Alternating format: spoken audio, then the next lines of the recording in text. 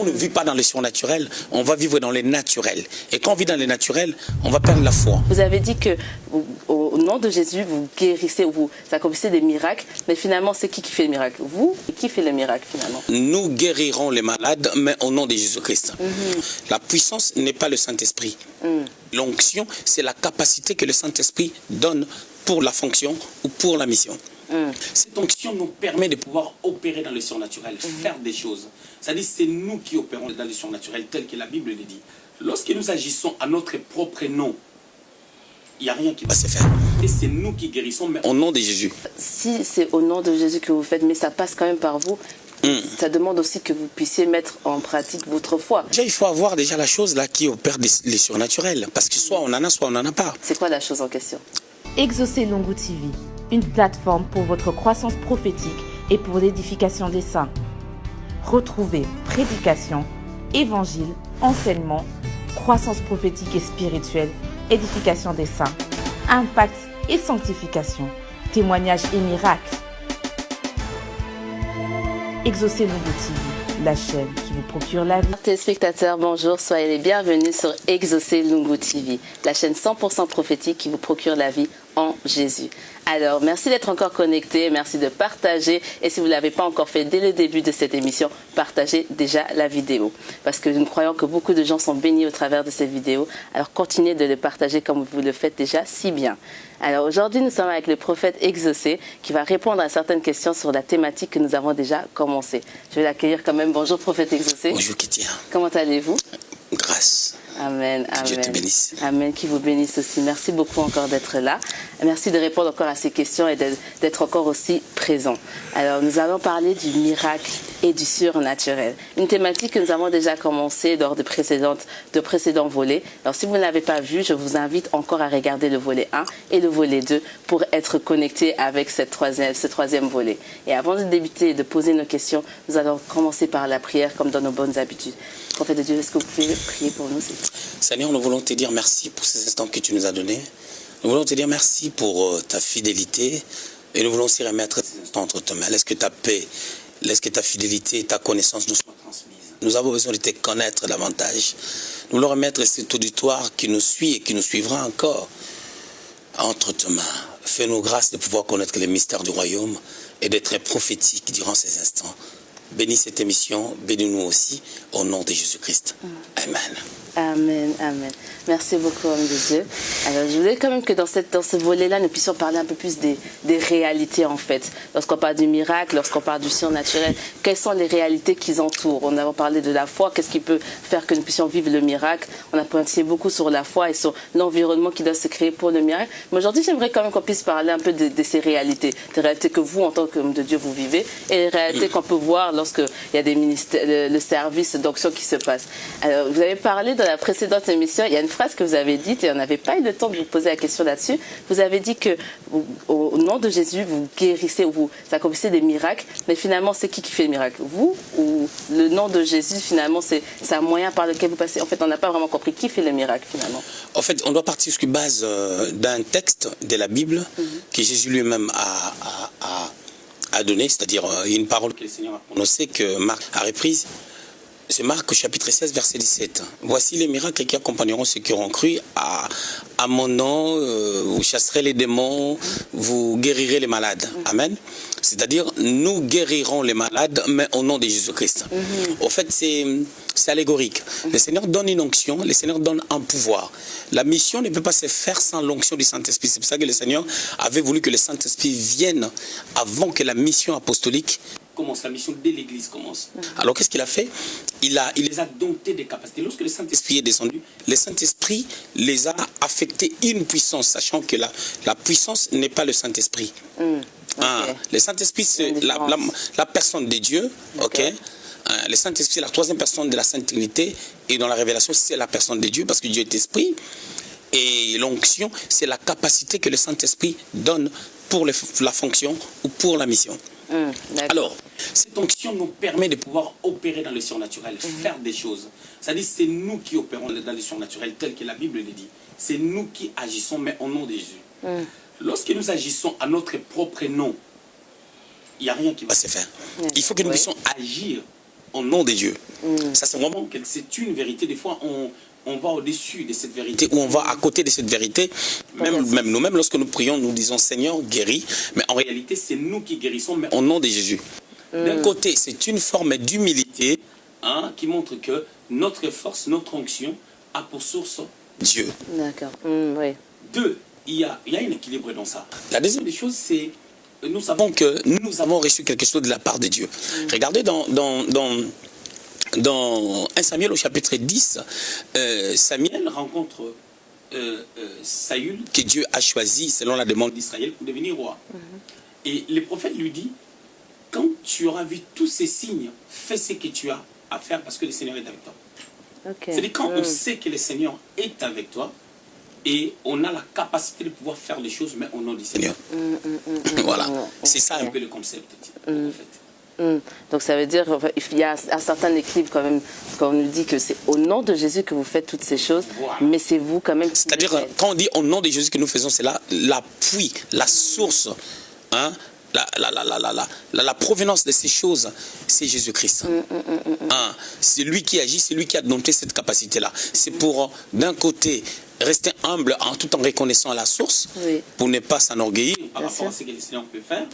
Mais de l'autre côté, nous devons comprendre que le Seigneur nous a donné un mandat. C'est comme un roi qui dirige une nation, parce qu'il a le mandat de la royauté, et il fait ce qui est lié à son pouvoir. Ok, d'accord. Voilà. Mais alors à ce moment-là, en fait, juste pour bien situer, alors, si c'est au nom de Jésus que vous faites, mais ça passe quand même par vous, ça demande aussi que vous puissiez mettre en pratique votre foi. Ça doit se connecter à votre foi. Déjà, il faut avoir déjà la chose là qui opère les surnaturels. Parce que soit on en a, soit on n'en a pas. C'est quoi la chose en question? La capacité, c'est-à-dire, quand je parle de l'onction, comme je parlais tout à l'heure, quand je parle de l'onction, c'est pas lorsque les gens tombent. Ça, c'est l'une des manifestations de l'onction. L'onction, c'est une capacité. C'est une énergie invisible. C'est un potentiel invisible que Dieu donne à ses serviteurs. Et quand ça vient sur toi, extérieurement, on ne va pas voir que c'est arrivé. Je vais prendre un exemple. Dans la vie de Pierre, il y avait un avant et un après. On va remarquer Pierre qui a régné les seigneurs quelques temps avant, un mois et demi avant, il a régné les seigneurs, 50 jours après, je dirais même 52, 53 jours après, le jour de la Pentecôte, cet homme, il commence à prêcher, 3000 personnes se sont converties. Un petit moment après, il est entré dans les temples, il a fait marcher un paralytique. On peut voir vraiment, c'est Pierre qui s'affaiblissait, dans Marc chapitre 16 au verset 7, le Seigneur les réconforte même en disant, allez dire à Pierre, allez dire à mes frères et à Pierre, parce qu'il savait que Pierre était au bas de l'échelle pour le remonter. Mais quelques temps après, dans moins de 2 mois, Pierre était une personne extraordinaire. C'est parce que Pierre, à cause de l'aide du Saint-Esprit, il a compris qu'il n'était plus la personne qui a régné. Il n'était plus la personne là d'autrefois. Il est devenu une autre personne à cause des capacités qu'il est conscient que le Seigneur a placées en lui. Voilà. C'est-à-dire, lorsque nous avons quelque chose, tout le monde n'en a pas reçu de la même manière. Il y a diversité. Même la Bible parlant de dons spirituels, quand Paul parle de dons spirituels dans 1 Corinthiens chapitre 12, il dit, il y a diversité d'opérations, mais c'est le même esprit.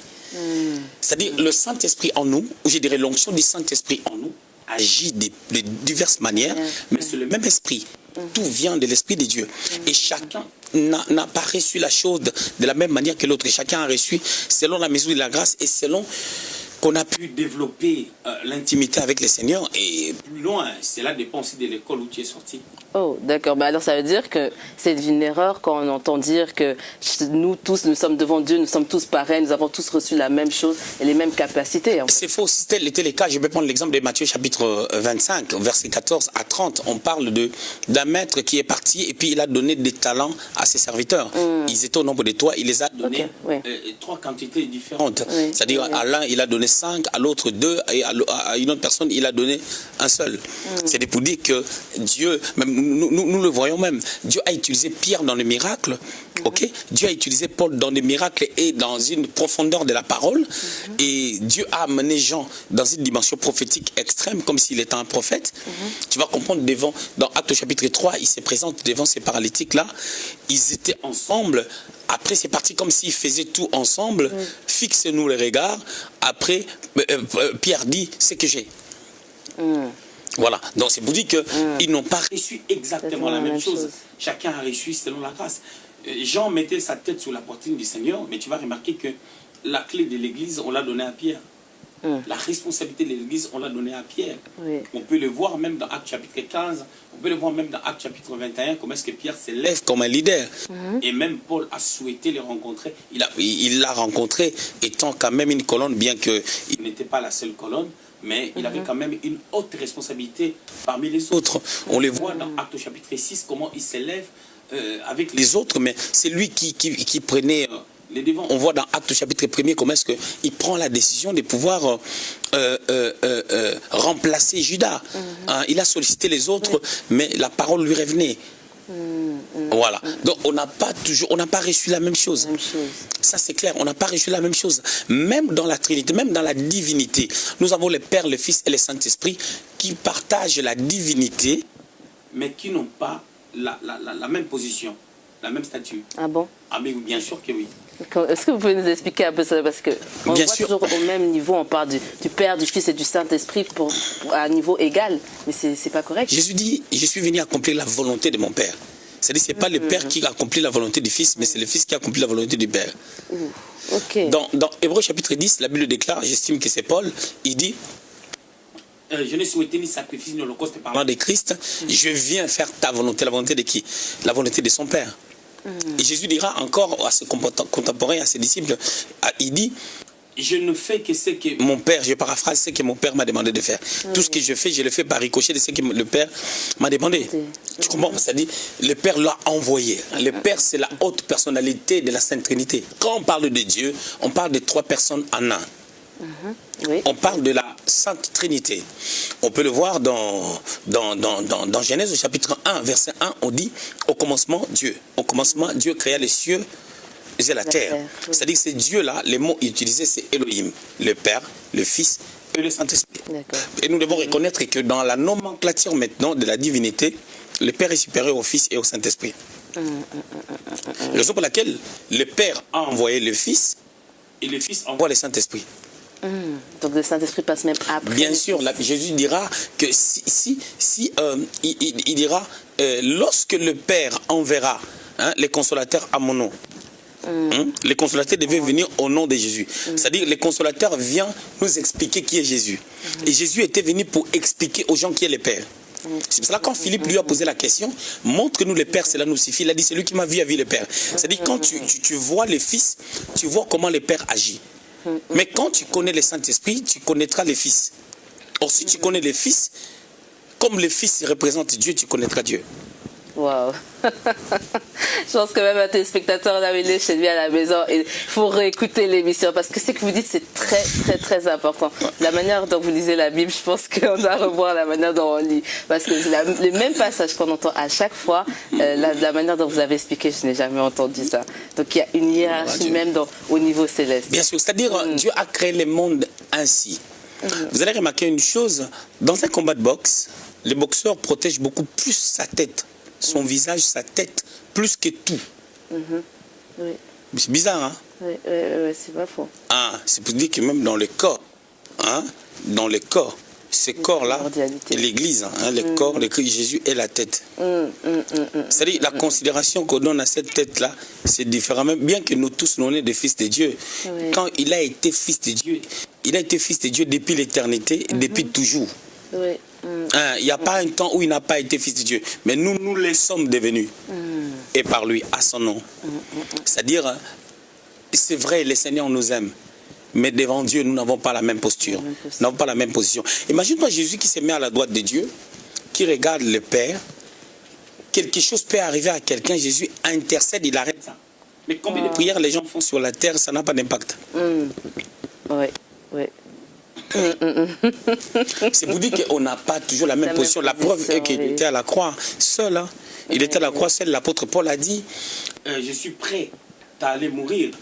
À Jérusalem, il a dit, je suis prêt à aller mourir. Acte chapitre 21, quand on le prophétisait qu'il n'est pas bon qu'il aille à Jérusalem, il a dit qu'il est prêt à aller mourir. Mais quand on l'a arrêté, il a commencé à se justifier. Lui-même, il était son propre avocat. Il a même fait l'appel à César. Mais Jésus, il est allé jusqu'au bout. Waouh. Voilà. Waouh. c'est merveilleux. Mais là, justement, vous avez parlé du fils, l'état de fils, et je reviens sur... C'est un sujet quand même à part, mais on a parlé de l'école, donc ça dépend de quelle école vous sortez pour accomplir le miracle. On a parlé de cette dimension-là. Et on parle aussi des fils. Alors, je vois quand même dans la Bible, on parle plus souvent des fils de prophètes, mais moi, de ma connaissance, je n'ai pas vu le fils d'apôtre, fils de pasteur, fils... Comment ça se fait qu'il y a cette particularité-là en fait? J'aime toujours dire que la Bible n'est pas un livre de répétition, mais un livre de complémentarité. Et je ne pense pas que si on a parlé de fils des prophètes dans la Bible et que d'autres ministres de Dieu n'avaient pas de fils, Paul parle de son enfant Timothée. Paul parle d'Onésime dans le livre de Philémon. Il a dit, c'est mon fils que j'ai engendré dans les chaînes. Donc on voit bien entendu la relation vraiment des fils. On pouvait dire aussi fils d'apôtre. Voilà, donc les mystères fils, c'est une relation entre la source et le récipient. C'est une relation entre le maître et les disciples. Et ce mystère de père et fils a connu l'évolution au fil du temps, où je dirais a connu plusieurs connotations sur le plan biblique. Dans Josué au chapitre 1 au verset 1, on parle de Josué comme étant serviteur de Moïse et Moïse serviteur de l'Éternel. En réalité, on voulait dire seulement Josué fils de Moïse, serviteur de l'Éternel, et Moïse fils de Dieu. Ok. Voilà. Donc il y a des choses... on peut parler du maître, on pouvait parler des rabbis, rabboni, on pouvait parler de père et fils. En fait, tous ces mots-là nous amènent à une seule chose. On peut parler du maître et disciple. Toutes ces choses-là nous amènent à une seule chose, à la relation entre père et fils.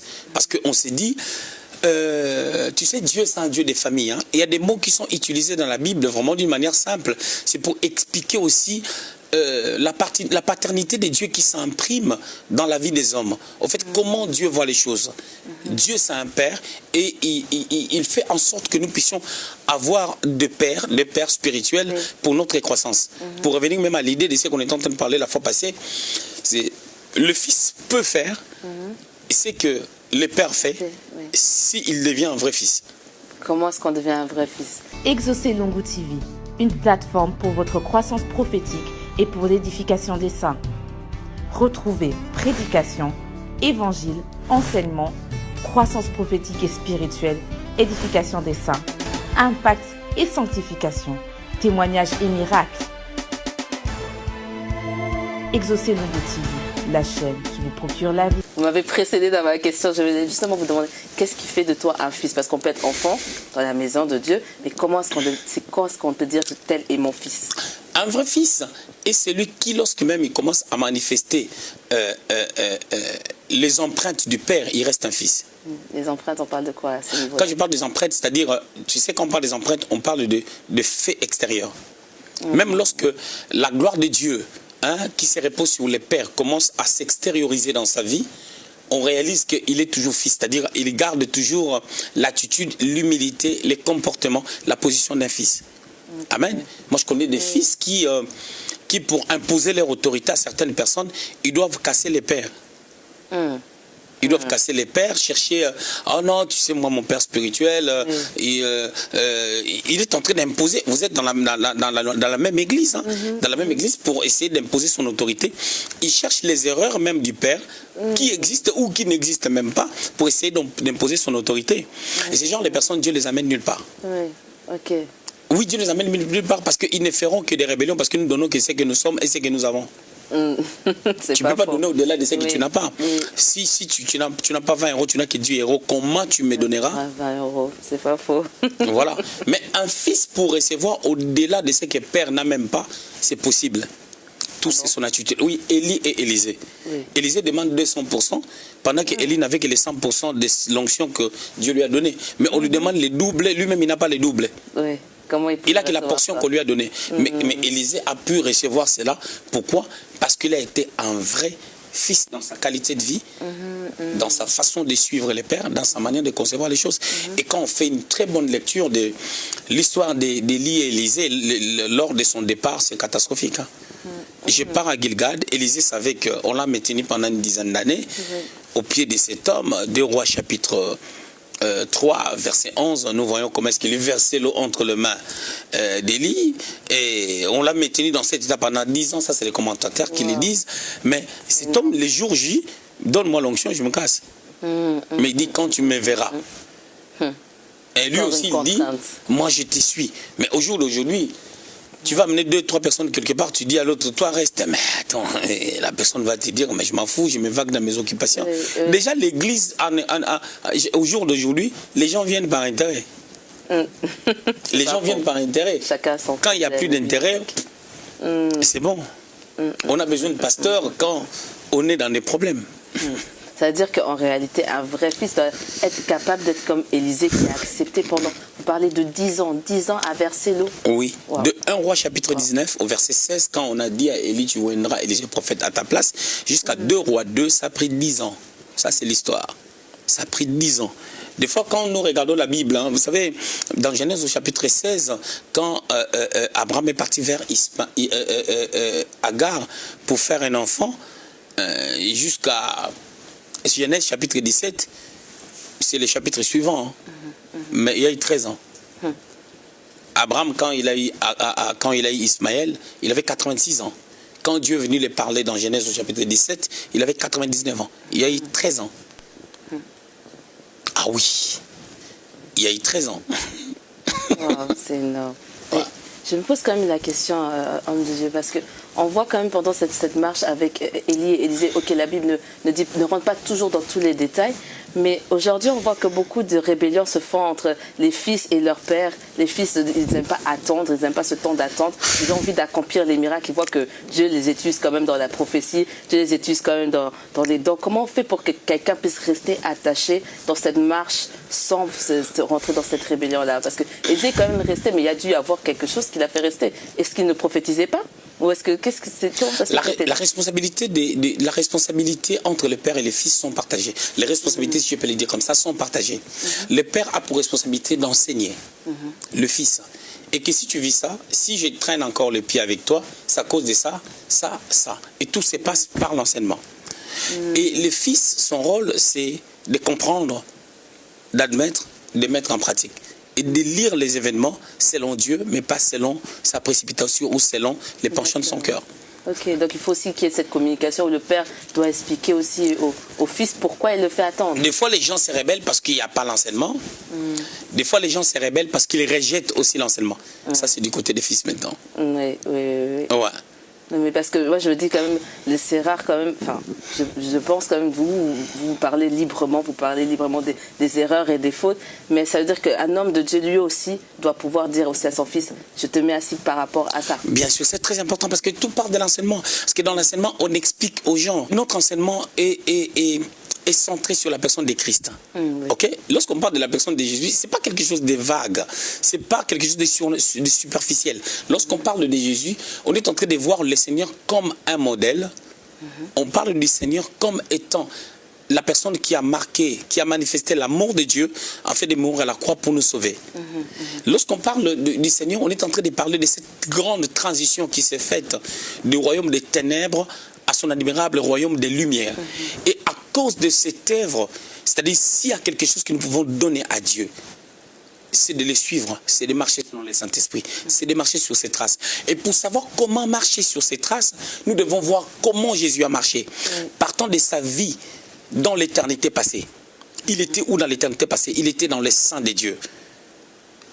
Genèse chapitre 1er, verset 26. Au commencement, Dieu a dit, créons l'homme. Faisons l'homme à notre image, à notre ressemblance. C'est-à-dire, il parlait au Fils et au Saint-Esprit. C'est-à-dire dans la Sainte Trinité. Bien sûr, ne parlez pas aux anges. C'est ce que moi je pensais. En tout cas, je pense qu'il y a quand même beaucoup de téléspectateurs. Non. Attention, il ne parlait pas aux anges. Pourquoi? Il s'agissait bien de la création. Attention, il y a une nette différence entre Genèse chapitre 10. Quand le Seigneur est en train de dire, descendons, confondons-le, par là des gens qui ont fait la tour de Babel, là, le Seigneur est en train de parler au-delà de la Sainte Trinité. Bien entendu, il y a la Sainte Trinité, mais il y a aussi des anges qui doivent entrer en action pour confondre. Parce que les anges sont au service. Dieu les envoie pour accomplir des missions. Mais quant à la création de l'homme, dans aucun endroit il est écrit que les anges ont participé à la création. La preuve est que lorsque Jean l'apôtre dans le livre d'Apocalypse voulait s'accroupir, s'agenouiller devant l'ange, l'ange lui a empêché, il a dit qu'on est pareil. Mais concernant la création, dans Genèse au chapitre 1er, au verset 26, la Bible dit que Dieu a dit, faisons l'homme, c'est-à-dire il parle de la Sainte Trinité. Et cela se prouve même dans les livres des Colossiens, au chapitre 1er, 13 à 16. On peut voir comment est-ce qu'on est en train de dire que tout a été créé par Christ, pour lui, par lui et en lui. C'est-à-dire dans la création, il était là. On peut les voir même au commencement. Genèse chapitre 1er au verset 3. L'Esprit du Seigneur s'est mouvé au-dessus des eaux. Hein, et Dieu dit. C'est-à-dire il y a eu une action. Dieu dit que la lumière soit. Et parce que le Saint-Esprit s'est mouvé au-dessus des eaux, l'Esprit a pris la parole prononcée par Dieu pour entrer en action afin d'accomplir quelque chose. C'est ce qui se passe. Même quand Jésus a été ressuscité des morts, il y a eu une puissance du Saint-Esprit qui a ébranlé les chaînes, qui a déroulé la pierre afin qu'il puisse ressusciter. Et dans la Sainte Trinité, il y a une parfaite collaboration. Bien que le Père reste le Père. C'est merveilleux. Alors je pense que je vais vraiment inviter nos téléspectateurs à réécouter cette émission parce que vous avez parlé vraiment des fondements. C'est pour ça que j'invite toujours, même si on reparle des mêmes sujets, à chaque fois qu'on développe, on part sur d'autres thématiques. On va parler d'abord de la foi. Cette fois-ci, on parle vraiment des réalités, en parlant vraiment de la Sainte Trinité.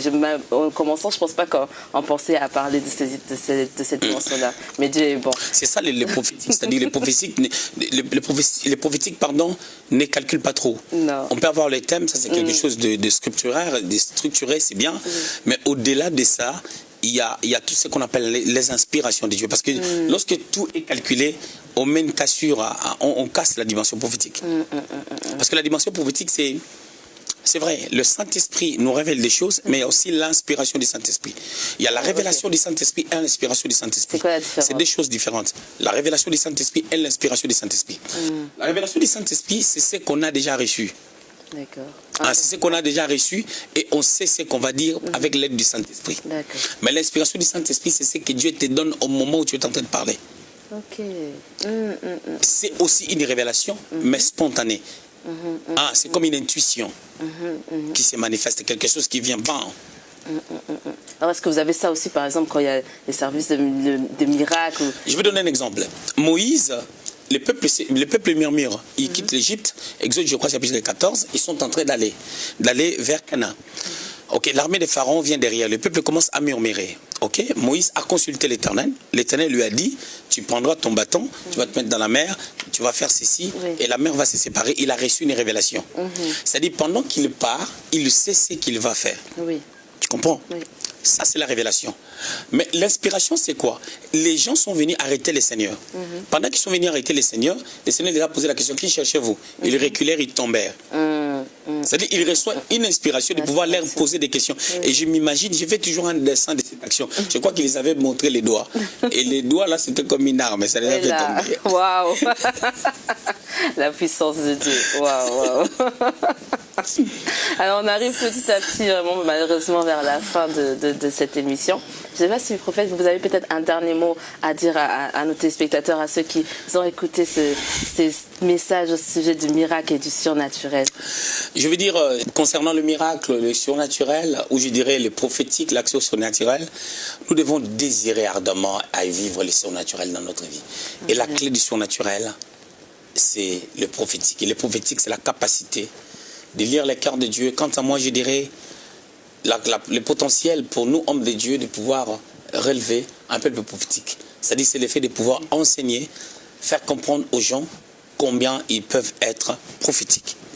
Et je crois qu'il y a ces petites notions, lorsqu'on les maîtrise, on doit vivre les surnaturels. C'est important. Quand on ne vit pas dans le surnaturel, on va vivre dans les naturels. Et quand on vit dans les naturels, on va perdre la foi. On va commencer à calculer. On va être des buveurs de médicaments tous les jours, toute notre vie. On n'aura plus la foi que Dieu peut faire au-delà. C'est-à-dire notre foi, ça sera les journaux. Dans les journaux, on a écrit ceci, on a écrit cela. Or, Dieu va au-delà de ce qui est écrit dans les journaux. Parce que les gens qui écrivent des choses dans des journaux, et ils écrivent ce qu'ils ont entendu. Or, la vérité, c'est Jésus. Waouh! Wow, donc nous devons être surnaturels. Parce que ce qu'ils ont entendu, et ces gens-là qui ont dit des choses un certain lundi pour qu'on les écrive le mardi, ils peuvent déjà changer d'avis, mais le journal est sorti. Oui. Ah oui. Oui. Et comme Dieu est la vérité, il ne change pas. Il a dit, vous serez la tête et non la queue. Ça ne Il a changera dit, pas. le bonheur et la grâce vous accompagneront. Il a dit, mon serviteur prospérera. Ésaïe 52, 13. Waouh. J'ai la vérité. Amen. Alors merci beaucoup, homme de Dieu. Merci beaucoup pour ces instants où vous nous avez beaucoup parlé. Je pense, moi j'ai été bénie et je crois que quelqu'un, là où il est, là où il nous regarde, il a aussi été béni. Alors nous vous donnons rendez-vous lors d'une prochaine émission sur Exaucé Lungu TV, la chaîne 100% prophétique qui vous procure la vie en Jésus. Continuez de partager, de liker, d'envoyer les émissions à vos contacts parce que nous voulons que cette œuvre aille de l'avant. Que le Seigneur vous bénisse. À la prochaine. Exaucé Lungu TV, une plateforme pour votre croissance prophétique et pour l'édification des saints. Retrouvez prédication, évangile, enseignement, croissance prophétique et spirituelle, édification des saints, impact et sanctification, témoignages et miracles. Exaucé Lungu TV, la chaîne qui vous procure la vie.